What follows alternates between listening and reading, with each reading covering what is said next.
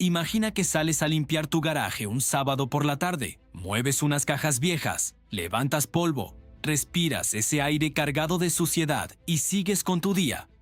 3 días después, tienes fiebre alta. Una semana después, tus pulmones empiezan a llenarse de líquido. Y para entonces ya puede ser demasiado tarde. No estoy hablando de un escenario de ciencia ficción. Hablo de algo que ha pasado a personas reales, en casas normales. Se llama hantavirus. Y hoy vamos a hablar de todo. De qué es, cómo mata y por qué es tan peligroso. Quédate hasta el final, porque hay una parte sobre el potencial pandémico del hantavirus que muy poca gente conoce. Empezamos. ¿Qué es el hantavirus? Antes de hablar de síntomas, necesito explicarte exactamente qué cosa es este enemigo. El hantavirus es un género de virus. No es uno solo, es una familia entera con más de 50 especies identificadas. Es un virus de ARN. Esto significa que su material genético muta muy rápido, lo que los hace impredecibles. Tiene una envoltura lipídica, una membrana de grasa. Esto permite que sobreviva en superficies frías y húmedas durante días. Su genoma está segmentado en 3 fragmentos. Si 2 tipos diferentes infectan a un roedor, pueden mezclarse para crear algo nuevo. Es unas mil veces más pequeño que el ancho de un cabello humano. Su superficie está cubierta de proteínas GN y GC. Usa estas proteínas para abrir la puerta de nuestras células, especialmente en pulmones, riñones y vasos sanguíneos. Los científicos los dividen en 2 grupos: los que causan fiebre hemorrágica con síndrome renal en Asia y Europa, y los que causan síndrome cardiopulmonar en América. Estos atacan pulmones y corazón y son bastante más letales. El grupo americano puede matar hasta en un 40% de los casos. Compara eso con el 1 o 2% del COVID-19. El hantavirus vive en roedores. Ratones y ratas de campo son reservorios. Lo curioso es que estos roedores no enferman. Lo llevan en la saliva, orina y heces. Cuando éstas se secan y se hacen polvo, el virus flota en el aire. Ese es el mecanismo de contagio. El hantavirus lleva miles de años entre roedores. Nosotros somos los intrusos. Historia y descubrimiento del hantavirus. Es 1951. La guerra de Corea está en su punto álgido. Los soldados de la ONU pelean en un terreno montañoso y boscoso, durmiendo en el campo, en contacto directo con la naturaleza. Y de repente empieza a ocurrir algo que nadie entiende. Cientos de soldados comienzan a enfermar con fiebre altísima, hemorragias y fallo renal severo, sin heridas, sin explicación aparente. El ejército está en alerta máxima. ¿Es un arma biológica? ¿Es una enfermedad nueva? Entre 1951 y 1954, más de 3.000 soldados de la ONU cayeron enfermos. Alrededor del 7% murieron. Y lo más perturbador, nadie sabía qué era. Los primeros registros. En realidad, si miramos la historia médica, hay descripciones mucho más antiguas que encajan perfectamente con lo que hoy llamamos FHCR. En China, textos médicos del siglo XIX describen una enfermedad hemorrágica febril con fallo renal que llamaban fiebre de los ratos. En la Primera Guerra Mundial, soldados alemanes en el frente del este sufrieron brotes similares descritos como nefritis epidémica, pero nadie conectó los puntos hasta Corea. El descubrimiento formal.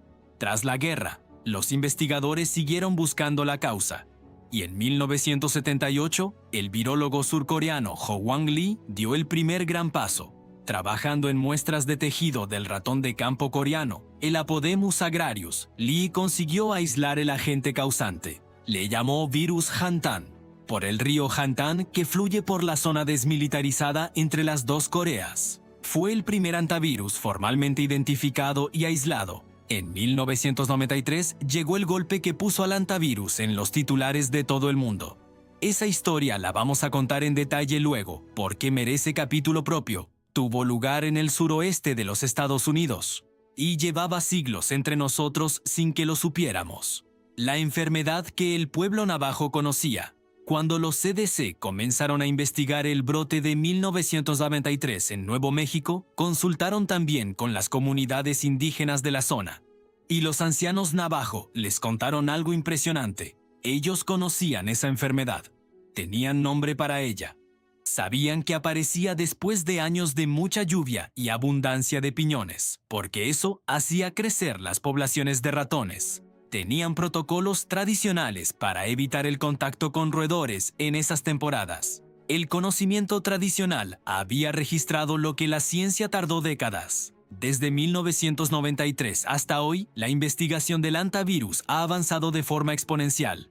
Se han descubierto decenas de cepas nuevas. Se ha descifrado el mecanismo molecular de la infección. Se han identificado casos en todos los continentes habitados excepto Australia. Y aún así, en 2024, no existe ni vacuna aprobada ni antiviral específico para la mayoría de las cepas. Es un virus que llevamos estudiando más de 70 años y todavía nos tiene en jaque. ¿Cómo se contagia el hantavirus? Voy a ser muy directo en esta parte, porque es la más importante desde el punto de vista práctico. El mecanismo principal: aerosoles. La forma más común de contagio es la inhalación de aerosoles contaminados. ¿Qué significa eso en términos normales? Un ratón de campo infectado orina en el suelo de tu garaje, en tu despensa o en una cabaña que llevas meses sin abrir. Esa orina se seca, se pulveriza, se mezcla con el polvo. Tú entras, mueves cajas, barres, limpias y respiras ese polvo. Eso es suficiente. No necesitas ver al ratón, no necesitas tocarlo, no necesitas que te muerda. Con inhalar partículas microscópicas contaminadas, el virus puede entrar directamente por tu sistema respiratorio. Otras formas de contagio: contacto directo con roedores infectados o sus excrementos si te tocas la cara o una herida. Mordedura de roedor. Es poco común, pero posible. En esta ruta el virus entra directamente al torrente sanguíneo. Contacto con superficies contaminadas. Si tocas superficies donde ha estado el roedor y luego te llevas las manos a ojos, nariz o boca. Y de persona a persona. Con una excepción notable: el hantavirus no se transmite entre personas. La excepción es el virus Andes, presente en Sudamérica. Este sí tiene documentada la transmisión de persona a persona, aunque es rara. Factores que aumentan el riesgo: abrir y limpiar espacios cerrados abandonados como graneros, cabañas, garajes o cuevas. Trabajar o acampar en zonas rurales o boscosas. Años de alta precipitación que aumentan la población de roedores. Trabajadores agrícolas durante la cosecha y personas limpiando sin equipo de protección, sin mascarilla ni guantes. Supervivencia del virus. El virus sobrevive horas bajo luz solar directa, pero en ambientes fríos y oscuros sobrevive varios días. Lo destruye la luz ultravioleta, el calor directo y desinfectantes comunes como la lejía a concentraciones adecuadas. La paradoja del contagio. El momento de mayor riesgo no se parece a nada peligroso. No es un brote en un hospital. Es un sábado por la mañana, con el sol entrando por el garaje, mientras limpias polvo acumulado. La normalidad más absoluta. Eso es lo que lo hace tan difícil de evitar sin información. Mantente alerta y protégete adecuadamente. Síntomas y progresión de la enfermedad. Esta es la parte que más miedo da cuando la entiendes de verdad. No porque el hantavirus sea el virus más letal del mundo, sino porque sus síntomas iniciales son indistinguibles de una gripe común. Y cuando los médicos ya saben exactamente lo que es, la ventana de actuación puede estar cerrándose. El periodo de incubación. Entre la exposición y los primeros síntomas, el virus se queda callado. Para el síndrome cardiopulmonar, entre 1 y 8 semanas. Para la fiebre hemorrágica con síndrome renal, entre 2 y 4 semanas. Piensa en lo que significa. Puedes haber estado expuesto sin saberlo semanas antes. No recuerdas ya aquel garaje que limpiaste. Síndrome cardiopulmonar. Fase 1. Prodrómica. Empieza con fiebre alta, escalofríos intensos y dolor muscular fuerte en muslos, caderas y espalda. ¿Lo ves? Podría ser gripe. Podría ser COVID. En esta fase, los análisis de sangre pueden ser casi normales. Nada hace saltar alarmas. Fase 2. Cardiopulmonar. De repente, en horas, todo cambia. El sistema inmune lanza una respuesta masiva llamada tormenta de citoquinas. Los vasos sanguíneos pulmonares se vuelven permeables. El líquido empieza a filtrarse. Es como si los pulmones se inundaran desde dentro. El paciente puede pasar de caminar con dificultad a necesitar ventilación mecánica en menos de 24 horas. Aquí se producen la mayoría de las muertes. Síndrome renal. 5 fases: febril, hipotensiva, oligúrica donde los riñones fallan, poliúrica y finalmente convalescencia. La trampa del diagnóstico tardío. Si el médico no piensa en antivirus, no lo busca. No es una prueba de rutina en urgencias. El tiempo entre síntomas y diagnóstico puede ser la diferencia entre vivir y morir. Esa es la tragedia real del antivirus. ¿Cómo actúa el virus en el cuerpo? Esta sección es para los que quieren entender el mecanismo real. Si no te interesa la biología molecular, puedes saltar al siguiente capítulo. Pero si te quedas, vas a ver algo realmente impresionante y perturbador. Punto de entrada: los pulmones. Cuando el virus entra por inhalación, lo primero que hace es buscar células a las que infectar. ¿Cuáles busca? Principalmente las células endoteliales, las que recubren el interior de los vasos sanguíneos. Para entrar, el antivirus usa sus proteínas de superficie GN y GC para unirse a los receptores beta-3 de integrinas en la membrana celular. Básicamente, usa una llave que abre una puerta muy específica. Una vez dentro, el virus toma el control de la maquinaria celular para replicarse. Produce miles de copias de sí mismo que infectan células vecinas. El problema del endotelio. El endotelio no es solo el revestimiento de los vasos. Es una barrera activa que controla qué puede salir del torrente sanguíneo y qué no. Cuando el antivirus infecta masivamente las células endoteliales, esa barrera falla. Los vasos se vuelven porosos. El plasma sanguíneo empieza a filtrarse hacia los alvéolos, los pequeños sacos donde se produce el intercambio de oxígeno. Los pulmones se llenan de líquido. En medicina lo llamamos edema pulmonar. Y el resultado es asfixia. La tormenta de citoquinas. Aquí viene la parte más irónica y más terrible a la vez. El sistema inmune detecta la infección y lanza una respuesta masiva. Libera moléculas inflamatorias llamadas citoquinas, TNF-alfa, IL-6, IL-8. Estas moléculas son como una señal de alarma que moviliza a todo el sistema inmune a luchar, y normalmente funcionan bien. Pero en la infección por antivirus, el sistema inmune responde de forma desproporcionada. Una señal moderada se convierte en una alarma total, una tormenta de citoquinas. Esa tormenta inflamatoria daña más los tejidos que el propio virus. Es el sistema inmune atacándose a sí mismo. Si entendiste lo que pasó con los casos graves de COVID-19, es exactamente el mismo mecanismo. Los pacientes más jóvenes y sanos a veces lo tienen peor, porque su sistema inmune es más agresivo. ¿Por qué las plaquetas caen? Uno de los marcadores más llamativos es la trombocitopenia, la caída dramática de las plaquetas sanguíneas. Las plaquetas son responsables de la coagulación. Sin ellas, la sangre no coagula bien. Hay 2 mecanismos principales por los que caen. Primero, el virus infecta directamente las células que producen plaquetas en la médula ósea. Segundo, el sistema inmune activo genera anticuerpos que atacan por error las propias plaquetas. El resultado es riesgo de sangrado interno. Mientras sus pulmones se llenan de líquido, mientras su corazón trabaja con una fracción de bombeo reducida, es un colapso sistémico, orquestado desde dentro. La depresión cardíaca. En el síndrome cardiopulmonar, el corazón también falla. El virus o la inflamación deprime la función del miocardio, reduciendo el gasto cardíaco. Menos sangre llega a los órganos. La presión arterial cae. Los médicos llaman a esto choque cardiogénico. El paciente está simultáneamente ahogándose, sangrando y con el corazón fallando. Es una tormenta perfecta de fisiología rota. ¿Por qué la inmunidad previa no ayuda? Con el antivirus la situación es compleja. Existe la teoría de potenciación dependiente de anticuerpos. Ciertos anticuerpos pueden facilitar que el virus entre en las células en lugar de neutralizarlo. La biología del antivirus está llena de trampas. Diagnóstico y tratamiento. Esta sección va a ser directa, porque cuando estás frente a una enfermedad así, necesitas saber exactamente con qué cuentas. Diagnóstico. El reto de la sospecha clínica. El primer y mayor obstáculo no es técnico, es cognitivo. Para diagnosticar el antivirus, el médico tiene que pensarlo. Conocer la enfermedad. vivir en zona endémica o preguntar por la exposición a roedores. Si ninguna de esas tres cosas ocurre, el diagnóstico puede llegar tarde.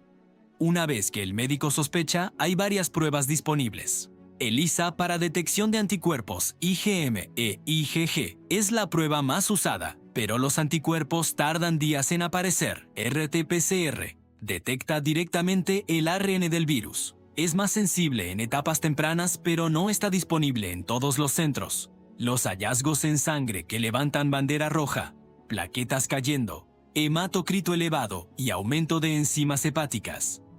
En la radiografía o TAC de tórax, el edema pulmonar bilateral es la imagen clásica en la fase cardiopulmonar. Tratamiento: la verdad sin edulcorantes. No hay antiviral específico aprobado para el síndrome cardiopulmonar en la mayoría del mundo. El tratamiento es de soporte. El objetivo es mantener al paciente vivo mientras el propio sistema inmune lucha. Eso incluye ventilación mecánica invasiva cuando los pulmones fallan, intubación, UCI y respirador, manejo cuidadoso de líquidos. No se pueden dar líquidos en exceso porque empeoraría el edema pulmonar. Es un equilibrio muy fino. Oxigenación por membrana extracorpórea, ECMO, un pulmón y corazón artificiales externos que salvan vidas en centros de referencia. La ribavirina funciona. Es un antiviral que muestra efectividad en la variante renal asiática si se da temprano. Para el síndrome cardiopulmonar americano, los datos son mucho menos convincentes. Los ensayos clínicos no han demostrado beneficio claro. Con tratamiento óptimo en la UCI, la mortalidad baja del 40% a rangos del 15-25%. Sigue siendo alta. Investigación de vacunas. China y Corea del Sur tienen vacunas aprobadas contra el virus Hantaan desde los años 90. Para las cepas americanas no existe vacuna aprobada. Hay candidatos basados en ADN, proteínas recombinantes y ARNM. La falta de financiación es parte del problema. El hantavirus mata a pocas personas comparado con la malaria o tuberculosis. Esto lo sitúa bajo en la lista de prioridades para los grandes inversores. El conocimiento y la prevención siguen siendo nuestra mejor arma. Brotes históricos documentados. Si hay un momento que define la historia moderna del hantavirus, ese es mayo de 1993. El brote de Four Corners, 1993. Four Corners es la única zona de Estados Unidos donde 4 estados se tocan en un mismo punto: Arizona, Nuevo México, Utah y Colorado. Es territorio de alta meseta, semiárido, con comunidades tanto nativas como rurales dispersas. En mayo de 1993, un joven atleta navajo de 19 años llegó a urgencias en Nuevo México con disnea aguda y murió poco después. Días antes había muerto su prometida por síntomas similares. Los epidemiólogos de Nuevo México empezaron a rastrear casos. Encontraron más, todos con el mismo patrón: adultos sanos, síntomas gripales y luego colapso respiratorio fulminante. El pánico se extendió. Los medios hablaban de una misteriosa enfermedad que mataba en días. En semanas, los CDC movilizaron un equipo de respuesta. Y en julio de 1993, un trabajo de laboratorio identificó el agente, un nuevo hantavirus que vivía en el ratón venado, Peromyscus maniculatus, extremadamente común en todo el suroeste norteamericano. Lo llamaron temporalmente virus sin nombre. El nombre se quedó. El brote reveló algo escalofriante. Ese mismo año, las lluvias habían sido inusuales. La explosión de vegetación había multiplicado por 10 la población de ratones venado. Esos millones de ratones adicionales habitaban en todas partes. Los CDC revisaron casos de muertes inexplicadas en todo el país. Encontraron casos no diagnosticados que se remontaban décadas atrás. El brote de Patagonia, 1995-1996. En el extremo sur, Argentina y Chile reportaron casos de síndrome cardiopulmonar asociados al virus Andes. Pero el brote de Andes reveló algo que diferenciaba a este virus. Había transmisión entre personas. Casos donde no había ninguna exposición documentada a roedores, sino solo contacto cercano con otro paciente infectado.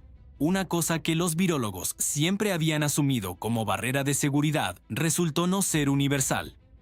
El lago Yosemite, 2012. En los campos de glamping del Parque Nacional de Yosemite se identificó un brote relacionado con cabañas de tiendas de campaña. Los ratones venado habían anidado en el espacio entre las capas de las paredes. 10 personas infectadas, 3 fallecidas. El parque nacional más famoso de Estados Unidos tuvo que admitir que había un riesgo de hantavirus en sus instalaciones. Brote de Argentina, 2018-2019.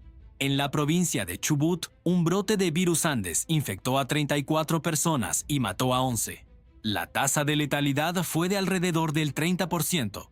La Organización Panamericana de la Salud activó alertas regionales. Ese brote fue un recordatorio de que el hantavirus no es historia, es presente. Casos en Europa. Europa no está exenta. En Finlandia, Suecia, Alemania y Bélgica se registran cientos de casos anuales causados por el virus Puumala. Los años de gran abundancia de semillas, llamados años mástil, disparan las poblaciones de topillos, y con ellos los casos humanos. Ilustra que el hantavirus es endémico en Europa, conviviendo silenciosamente con nosotros. Distribución mundial. ¿Dónde está el riesgo? La geografía del hantavirus es fascinante e inquietante, porque prácticamente no hay continente habitado que no tenga alguna cepa circulante. Europa. Las principales cepas europeas son el virus Puumala, el más extendido, que circula en el topillo rojo por todo el norte y centro del continente, y el virus Dobrava, más peligroso, presente en los Balcanes, Europa del Este y partes del centro de Europa, España y el Mediterráneo. Hay evidencia de circulación en roedores. Los casos documentados son raros, pero existen. Bajo vigilancia, pero no zona de alto riesgo. Asia, la región de mayor incidencia mundial. El virus Hantaan en China es responsable de decenas de miles de casos anuales. En Japón circula el virus Seoul, cuyo reservorio es la rata marrón común, presente en todos los puertos y ciudades del mundo. El virus Seoul es globalmente distribuido por el comercio y el transporte marítimo. Es la cepa más internacionalizada. Norteamérica, el sin nombre en el oeste de EU. La distribución geográfica sigue la del ratón venado, que habita todo el continente. Casos anuales en EU. Entre 20 y 50 casos. Parece poco, pero con una mortalidad del 35%, esos números pesan diferente. Latinoamérica. La región con la mayor diversidad de cepas. Argentina y Chile tienen el virus Andes, con transmisión interpersonal documentada. Brasil tiene múltiples cepas. La biodiversidad de roedores en el neotrópico es enorme, lo que significa que hay muchas especies portadoras. África y Oceanía. Existen evidencias de exposición humana, pero los sistemas de vigilancia son limitados y muchos casos pueden no ser detectados. Prácticamente no existe región del mundo donde vivir cerca de roedores salvajes sea libre de riesgo. Es la realidad ecológica de un virus milenario. Tendencias. El cambio climático altera los ciclos de lluvias. Más precipitación significa más comida y una explosión demográfica de roedores.